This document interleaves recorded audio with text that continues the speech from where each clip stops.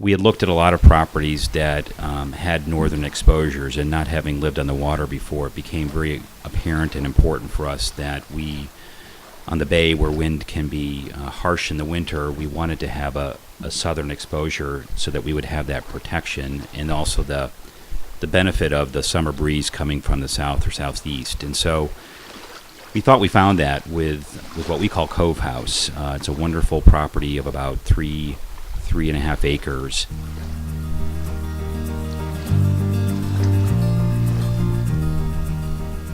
We really felt Hugh Jocobsen's design was almost perfect for this particular property because the wall of glass on the waterfront affords water views from almost every room, and yet there's this incredible sense of privacy on the property.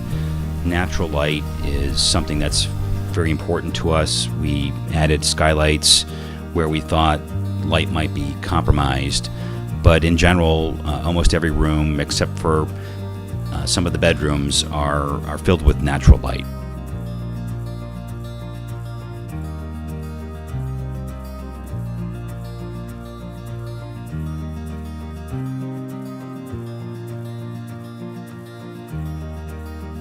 We really fell in love with Hugh Jocobsen's architecture, starting with a publication in the 1998 Life Dream House edition, for which Hugh was commissioned to develop a house, and we kept that, and when it came time to build, we decided that this was the house for us. In the main hall, there are what we call egg crate bookcases. They're classic Hugh Newell Jocobsen, which, with the proper lighting, just look fantastic. We've really come to love the easeful living, the one-floor living that allows for a great deal of privacy within the house, easy exit and entry into and out of the house, but also a central meeting place in the living room area that in the winter months with a wood-burning fire is really a great place to hang out. The room has consistent lighting with the other architectural lighting in the house, similar to what we added in the master bedroom and the central hall. We have furniture that we put in the middle of the room, but have seen it set up in a traditional manner as well in other Hugh Newell Jocobsen houses, set up with different areas, a piano, classic pieces against the wall. Certainly that would be the new owner's option, and there is ample room for additional furniture.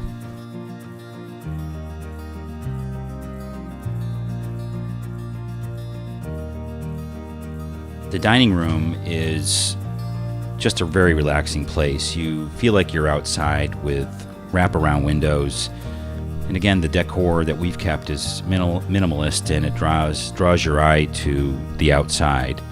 Certainly you could put additional dining room furniture. There's space for it in the dining room for a sideboard against the wall under the flower painting.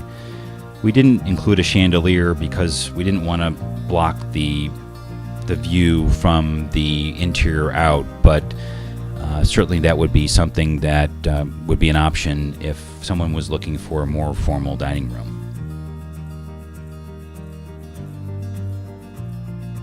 We invested a lot of time designing the kitchen so that it had ample storage. The cabinets are very voluminous. There are side-by-side refrigerator and freezer. It's a really functional layout and designed for ease of use, both for a small family or for when the new owners have guests over. There's a separate coffee bar. There is a beverage area that includes an ice maker and a refrigerator that holds sodas and wine. There's an Advantium microwave and a GE Monogram convection oven. There's not a lot on the counters. We try to keep everything stored. We designed the kitchen so that everything has its place. And the great benefit of hanging out in the kitchen is that you've got incredible water views.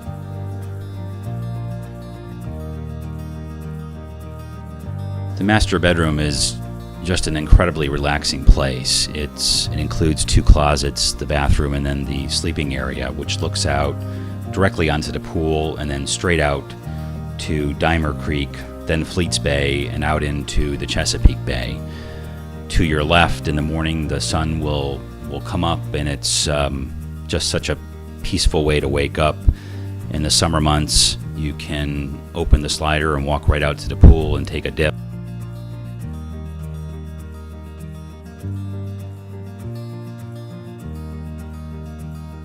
After we completed the house, we added a pool, and it is really something we should have done earlier. In the summer, it affords you almost a resort-like quality of life because you can exit the house from almost any door and be immediately at the pool. It's about 15 feet wide and 50 feet long. It's got depth so that your kids or grandkids can dive off the deep end.